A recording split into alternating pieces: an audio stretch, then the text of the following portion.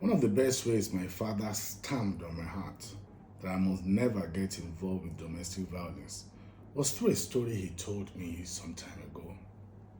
He told me the story of how, when he was much younger, he had gone to visit his father, who was quite a successful trader then in Isale Eko.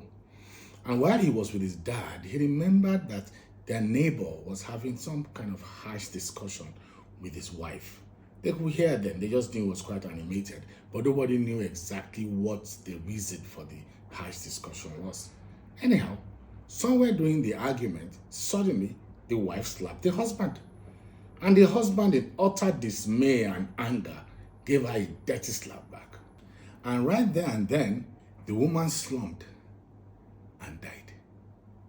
My dad said before he could say Jack Robinson, policemen were around, this man was put in handcuffs and led away. The belief, according to my father, was that, the man was taken away and he was going to rot in prison for the rest of his life because the wife died. The moral of that story for me then, immediately, was, oops, it means that violence does not pay. And I told myself I will never, ever get involved with beating a woman or getting involved with domestic violence in any way, because that was big for me. That the man that was just there right now, who was going on with his normal day, fell into an argument, and the next thing he hit someone and the person died, and that was it. He was off to prison. But then my little mind kept wondering, but why would a man be in prison because he slapped someone? It was just a slap. He didn't stab her. And I just kept wondering what the sense of all that was. Was there justice in such a thing? That question was always in my mind when I eventually went on to study law. Fortunately, one of the topics we were taught while I was reading law was the study on the principle of the eggshell rule. What does the eggshell rule say?